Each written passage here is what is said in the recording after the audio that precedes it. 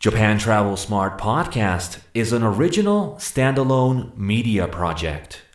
We remain unaffiliated with any travel agency service or similar commercial venture. This is Japan Travel Smart. My name's Johnny, and I hope you join me to discover a better Japan travel experience.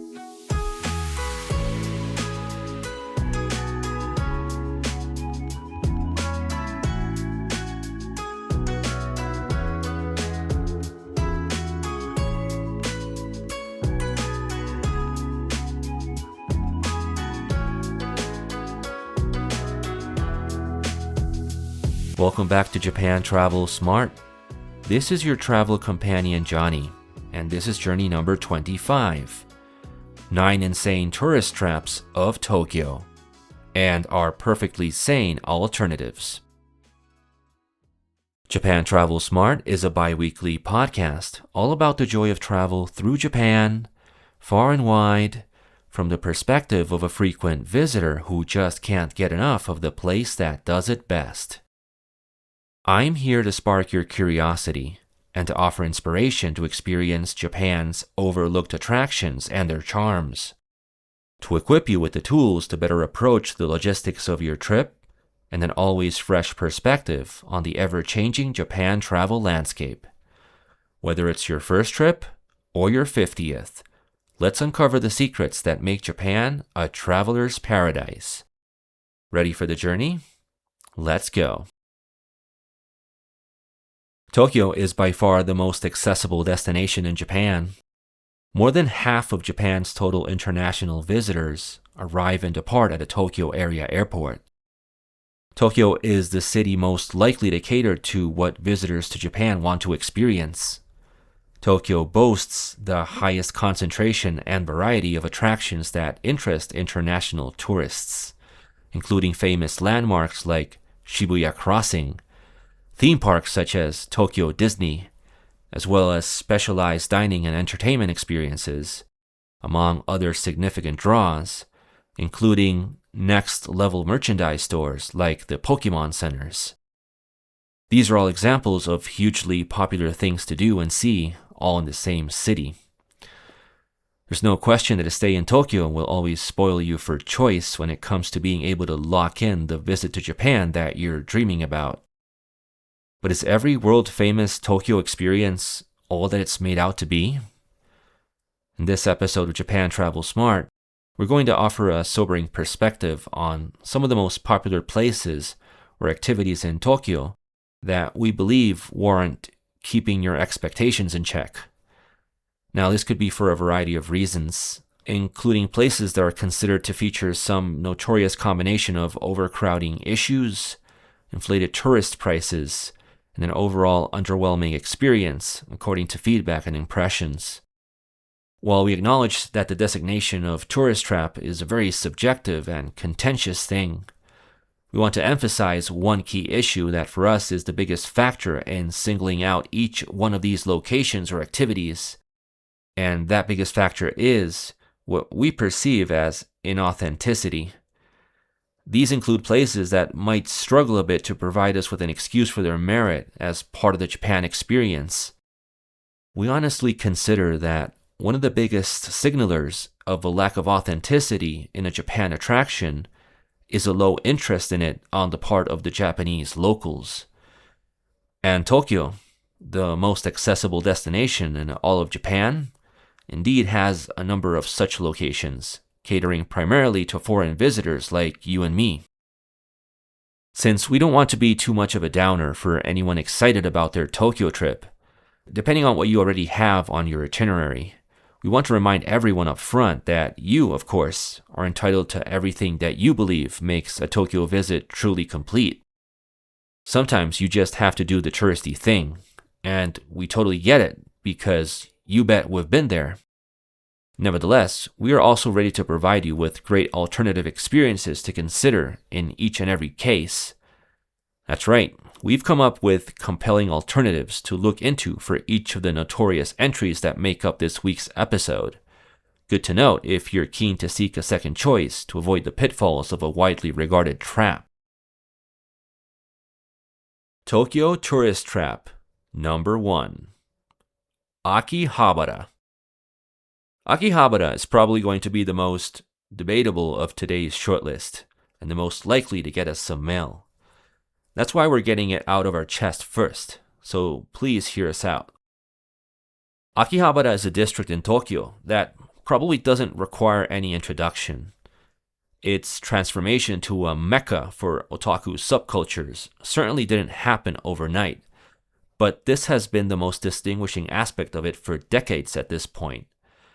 Akihabara successfully cemented its place in popular culture with its numerous depictions in visual media, including our personal favorite, the beloved manga title Genshiken, which began serialization in 2002. However, many longtime fans and followers of subcultures will agree with us that Akihabara today just isn't what it once was, and we can easily offer some specific examples of key changes in town that have affected its very essence. Some are quite obvious, while others require a bit of explaining. Akihabara is an international tourist hotspot, and foreign visitors have influenced and effectively transformed the character of Akihabara. It's another obvious case of over-tourism. This has had the effect of driving up rents for local businesses and the shifting of the focus to mainstream anime and merch stores, pushing out smaller, niche operations, making the area feel a little less authentic, at least for purists.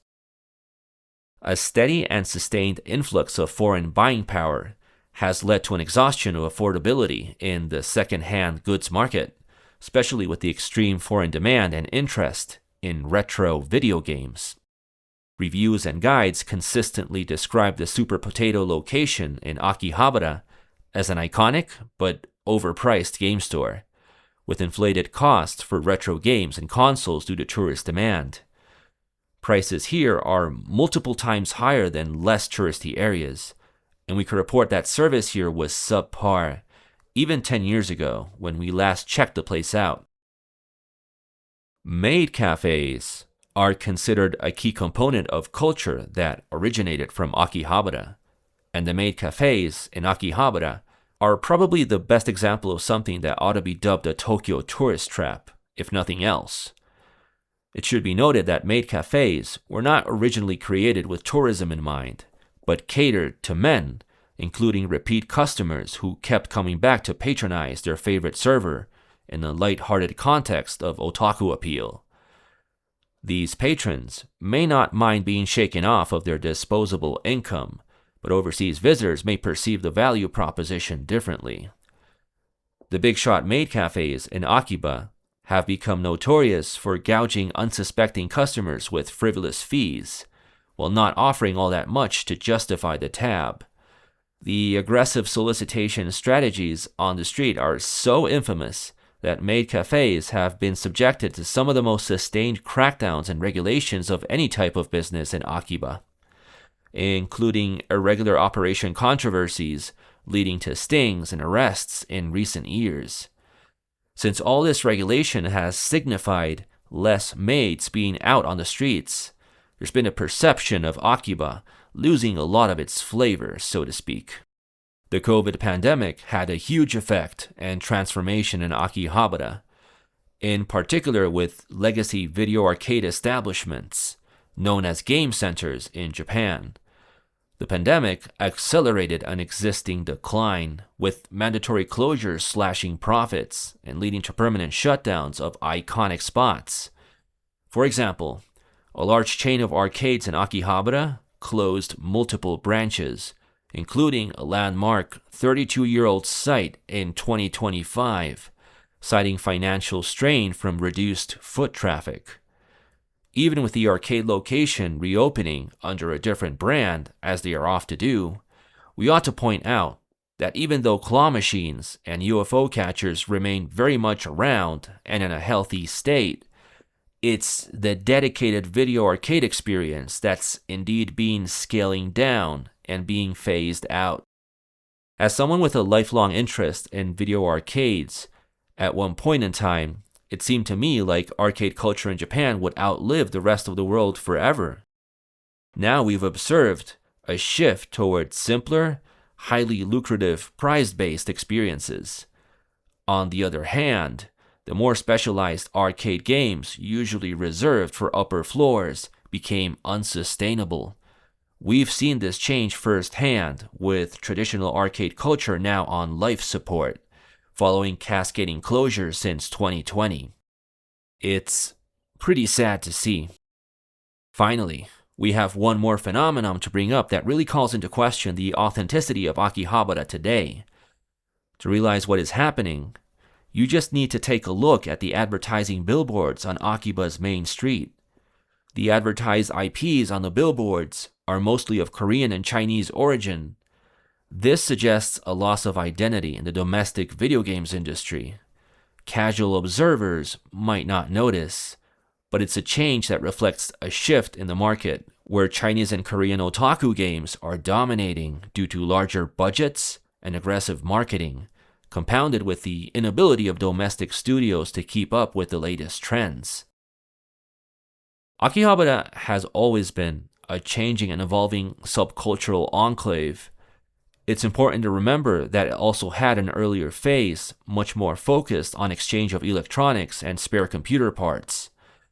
But leaving aside any natural state of progression, Akiba now feels diluted, with observers citing over-tourism and rising costs as factors in its perceived decline as a paradise for niche interests.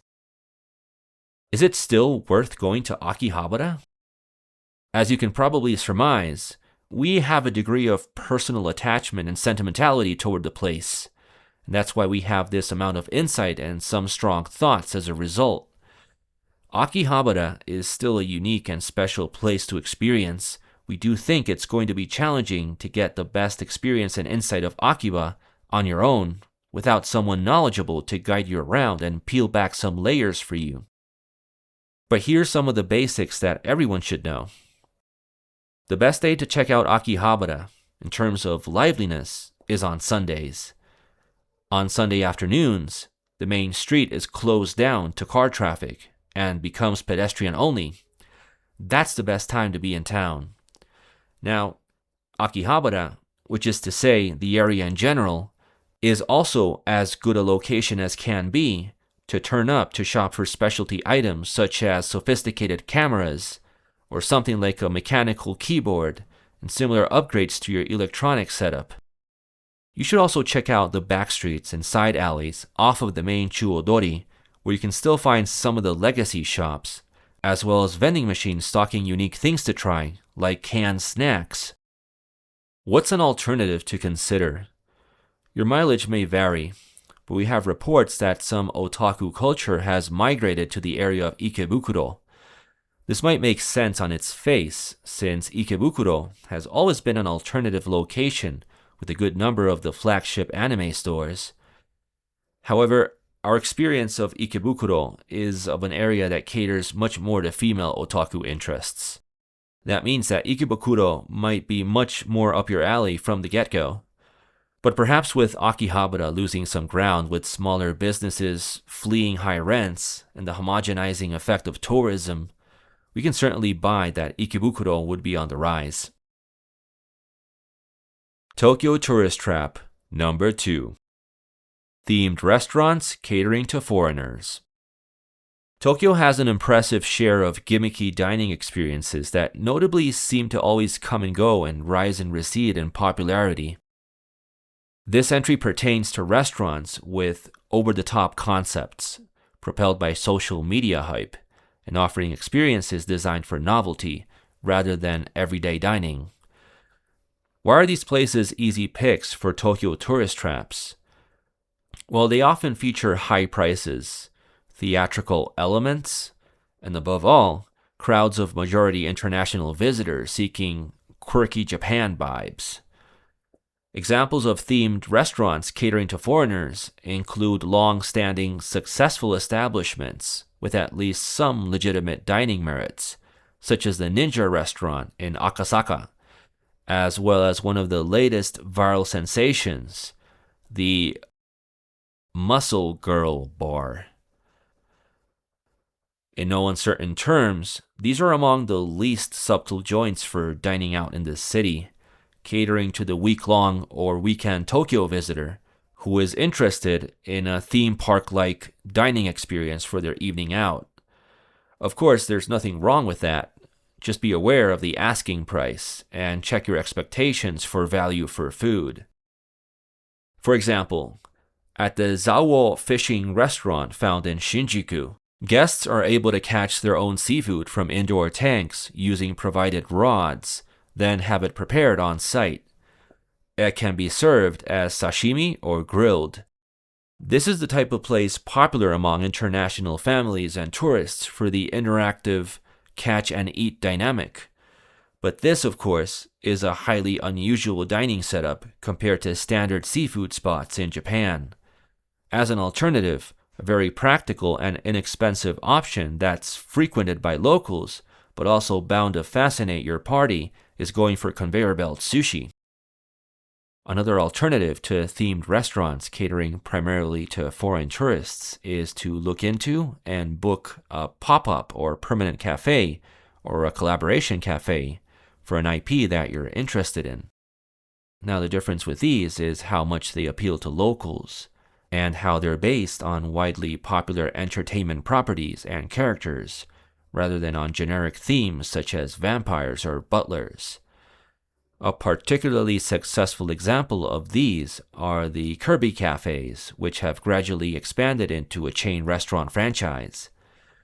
You may also be interested in other licensed cafes from Japanese game companies like Nintendo and Square Enix, all of which are found in Tokyo. Just keep in mind that they are not generally walk-in friendly and will require reservations.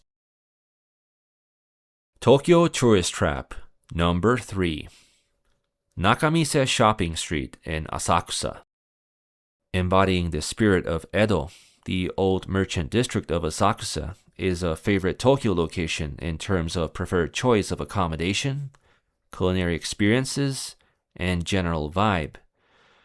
Sensoji Temple in Asakusa is arguably the most popular location to visit in Tokyo. It's the oldest Buddhist temple in this city and dedicated to Kannon, goddess of mercy. Despite the crowds, it's a culturally enriching choice that you really shouldn't miss. Visitors have the opportunity to engage in traditional rituals like burning incense for purification and offering prayers at the main hall. In order to reach the proper Sensoji temple, though, you generally have to pass through Nakamise Shopping Street. These shopping streets are always common and expected fixtures to see, leading up to important cultural sites. But because Sensoji Temple is the first choice on guidebooks for a temple visit in Tokyo, Nakamise in particular has evolved into a highly commercialized zone heavily oriented toward foreign tourists. The street is lined with copy and paste shops selling mass-produced souvenirs, which attracts crowds of international visitors. This leads to overcrowding, inflated prices, and a focus on quick sales rather than cultural depth. That's why this is the first place we can think of if you're really looking for a tacky graphical t-shirt or an imitation katana, or just about any stereotypical souvenir that you can think of. Whatever crowded and tourist-oriented location that you know from your home country, this is the Japan equivalent of that. So when you're around Sensoji, feel free to instead wander around the less touristy alternative to Nakamise, just nearby, which is the covered arcade that runs parallel to the main street and offers a bit more of a local-oriented vibe. You should find eateries and shops selling treats and everyday items rather than solely tourist souvenirs. Other options to check out in the Asakusa area include Kototoi-dori, or exploring back streets like those around Tanuki Street for more authentic experiences in the area. Also, if you want to visit Sensoji Temple while avoiding crowds, people report success in doing so first thing in the morning, or alternatively, by visiting at night after shops have closed down. Tokyo Tourist Trap, number 4. Tsukiji and Toyosu Fish Markets. The fish auctions in the Bay Area of Tokyo are one of those unexpected sights that became a huge draw for international tourism and that continues to top the lists of top attractions to visit in the city. It should be noted, though, that this once near mandatory stop on everyone's itinerary is now a vastly different experience than what it once was. The original Tsukiji auction was celebrated for its busy and messy energy, vendors shouting, carts zipping around, and an immersive, historic vibe that really felt like stepping into Tokyo's working heart. The original wholesale fish auction Tsukiji has since closed and was moved to an expanded site in Toyosu since 2018. Tsukiji retains a retail and dining area, featuring a few hundred shops and restaurants for the chance at trying fresh seafood in an open-air environment. Popular choices include sushi, skewers, and tamagoyaki, or Japanese omelet, available on demand for walk-ins. The current fish auction location in Toyosu is now a much less intimate version of the event for bystanders. Public access is limited to observation decks for viewing the tuna auctions and require advanced lottery or strict reservations for closer views, thus attempting to solve the issue of visitors interfering with the regular wholesale activities in a more sterile environment. This is also why an additional retail and entertainment complex was opened in Toyosu in 2024, also very tourist-oriented and even including onsen facilities. Neither location is necessarily one where you should anticipate exceptional value for food. Expect markups for seafood compared to other locations in Tokyo, as well as smaller portions. Toyosu in particular has less personality in its newly built facilities, while retaining the higher-than-usual prices. Tokyoites are preferring less touristy alternatives in their local markets rather than these front-facing ones. With its Tsukiji market, it's especially evident that the focus on rapid turnover and selling souvenirs is geared for drawing crowds of international visitors rather than locals seeking routine meals. Tokyo residents often opt for neighboring supermarkets, smaller fishmongers, or other wholesale markets like those in Adachi or in Ota for fresh fish without the crowds or markup. Overall, Tsukiji and Toyosu markets both became must-see for foreigners rather than staples for locals who prioritize convenience and value elsewhere. Unless you're really determined to experience the early morning spectacle of the auctions at a distance, we suggest you focus on the immediate area and neighborhood where you're actually accommodated in Tokyo for more authentic seafood options. Tokyo Tourist Trap Number 5. Harajuku's Takeshita Street. The first thing that you'll be left wondering when you visit Harajuku these days may be something like, wait, but where are the Harajuku girls? Or where's the Lolita fashion? Or isn't this where the gyarus hang out? Not only do trends come and go, but the trendy place to showcase them eventually falls out of favor as well. Harajuku is emblematic of Tokyo's over-tourism pitfalls, drawing massive crowds of international visitors, hoping to have a first-hand account of its legendary reputation as a hub for loud and unconventional youth fashion and kawaii culture. But those trendy youths don't seem to be there all that much anymore. One of the things that makes Takeshita Street a classic trap, even in the literal sense, is the extreme overcrowding, with crawling walks through throngs of people, especially on weekends and holidays. The global brand names that line up Takeshita Street today really drive home the realization that it's become a homogenized experience where some of the cultural edge has been lost along the way. But is it completely hopeless? Takeshita Street lies in stark contrast with Harajuku's immediate surroundings. The broader Harajuku neighborhood retains more authentic charm and isn't really trapped in the same over-tourism cycle. There's Cat Street running toward Omotesando between Harajuku and Shibuya. Much more laid back and offers upmarket boutiques, streetwear shops, and vintage, in addition to some really awesome coffee shops. Sometimes, all you really need to do is step out of the main street and head out from the side alleys to land on a more personal piece of the neighborhood to lay claim to. Look, I don't know.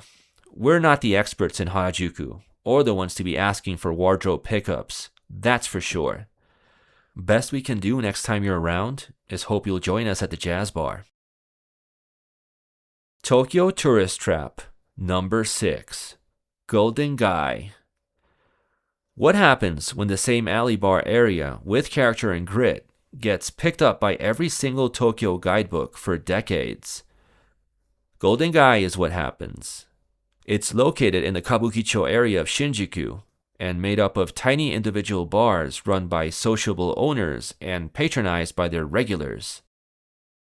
The allure of finding a hole-in-the-wall spot for having a drink and getting to mingle with the city's locals is so obviously appealing. But what happens when an ever-increasing contingent of overseas visitors get the exact same idea for the exact same location? Right of admission may be reserved at some Golden Gai bars. Most places don't have more than half a dozen seats to accommodate their regulars. Most bars impose a cover charge just to enter, with drinks here being higher than standard for Tokyo izakaya bars. Some spots at Golden Gai are set to use foreigner pricing on their English language menus. Don't be surprised if your tab has a fee or two that can't be accounted for if you're at a Golden Gai bar. The post-COVID tourism surge is driving away regulars and locals. Crowds have intensified in 2025, with viral social media drawing families and even tour groups. The proportion of Japanese patrons at Golden Gai is down to 25% or less, according to some reports, and the area is increasingly tourist-focused, with the pitfalls that involves. It may take you 15 minutes just to find a place to sit there. Golden Gai is what is called a yokocho, an alley bar area usually found near transit stations in town. Golden Gai is being treated like it's unique in that regard, but it's totally not, so why not consider an alternative area instead? That way you'll be able to get the experience while keeping your seat, drinks, and food affordable and without nasty surprises. If you want to stay around central Tokyo, there's Nonbe Yokocho in Shibuya, there's Ebisu Yokocho in Ebisu, and there's Hoppy Street in Asakusa. But of course, we've mentioned before in the podcast how we're partial to Harmonica Yokocho in Western Tokyo. This location is easily accessible at Kichijoji and features gyoza joints and standing bars that feel like the Showa era, with an unmistakable suburban neighborhood feel. We prefer to visit on the weekdays. As long as you have great alternatives like these, you should stay clear of Golden Gai in Shinjuku. Tokyo Tourist Trap, number 7. Shibuya Sky. With its opening in 2019, Shibuya Sky is one of the newer, premier open-air observation decks in Tokyo. Conveniently located atop the Shibuya Scramble Square building, it offers 360-degree panoramic views of Tokyo's skyline, but the overall experience offered at this location can be highly stratified.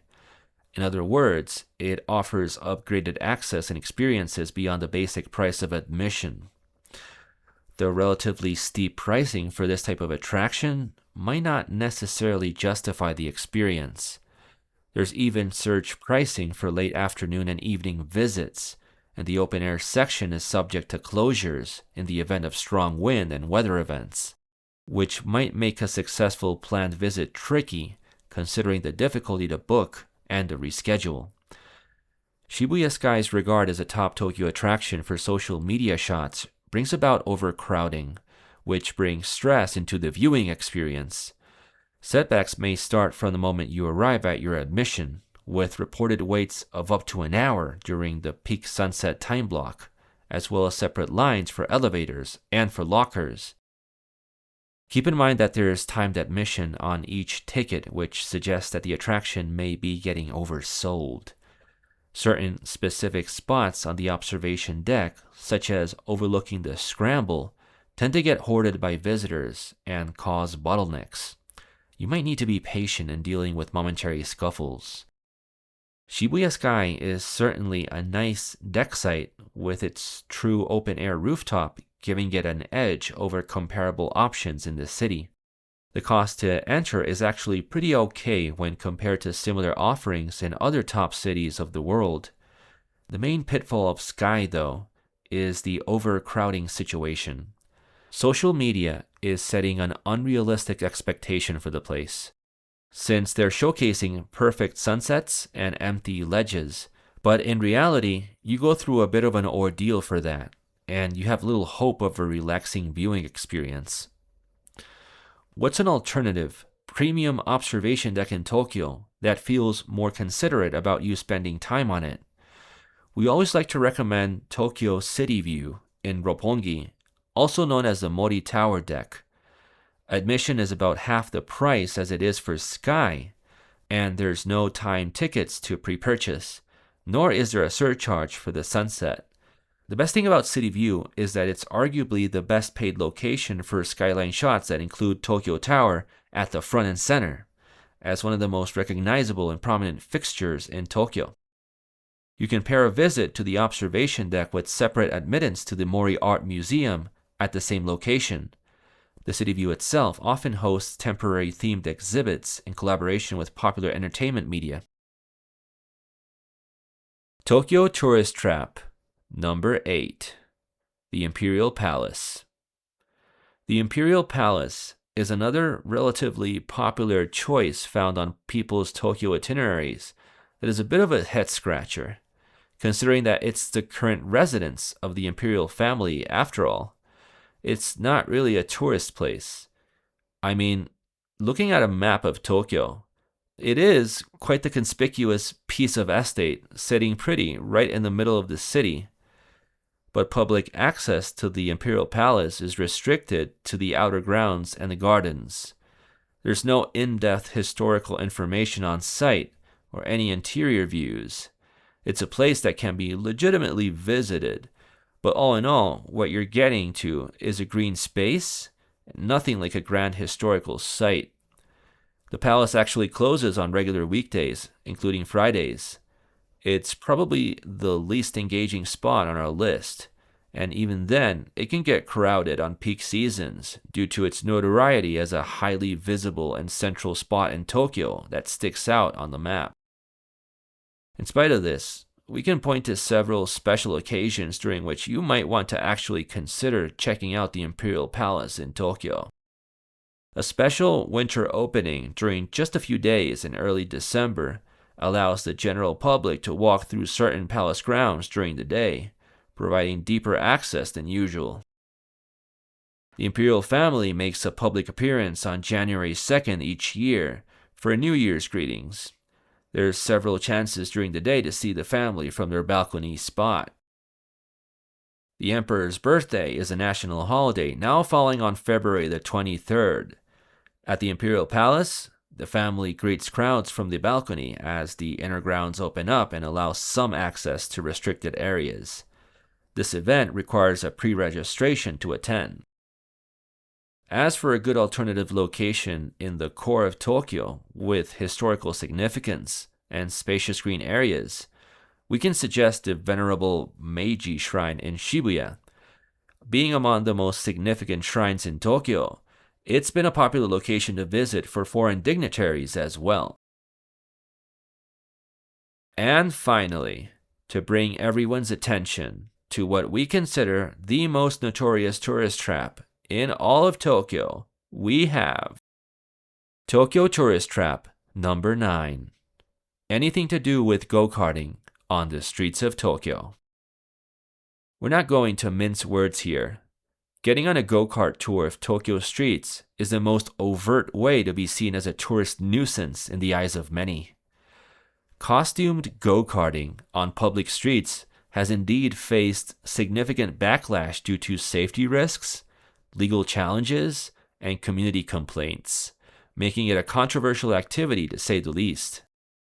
We think of it as touristy and trappy due to the foreign visitor exclusive appeal, calling authenticity into question. and for the very high amount of daily tours around the clock, made evident just by eyeballing the situation on the streets and taking note of go-kart drivers making the rounds, a near everyday occurrence without looking out for it.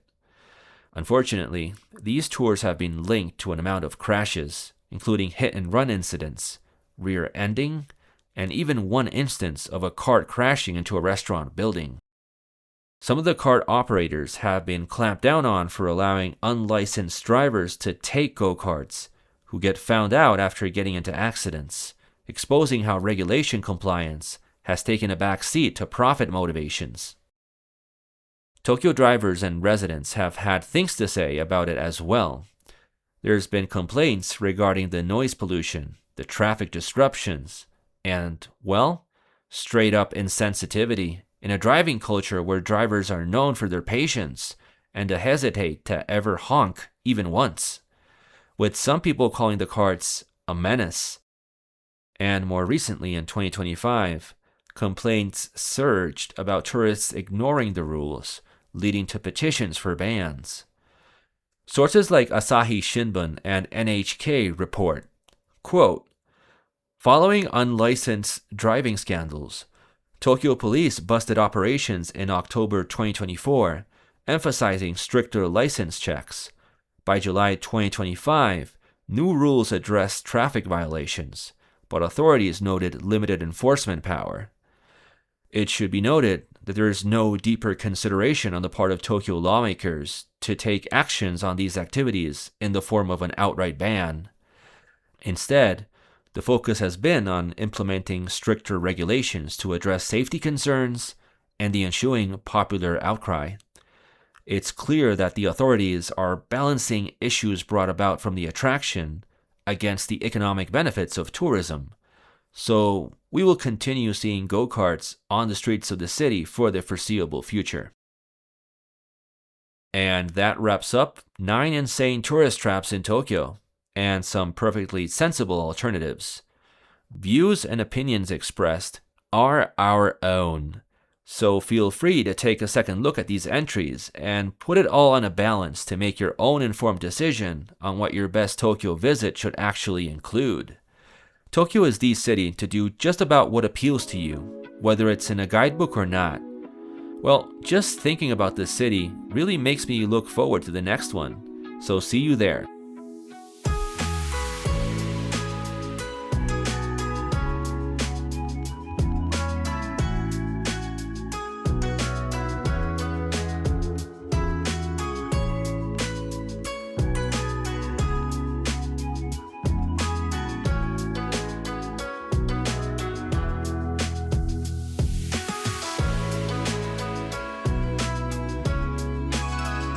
Got any strong thoughts on an entry that made this list? Or maybe you believe there's another thing about Tokyo that should make up any tourist trap shortlist?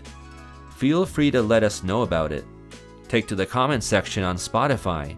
Don't drive by. Go ahead and subscribe, because we'll be back faster than you can say, Japan Travel Smart. My name's Johnny, and I'm signing off with your reminder to, above all, be smart, and everything else will fall in place.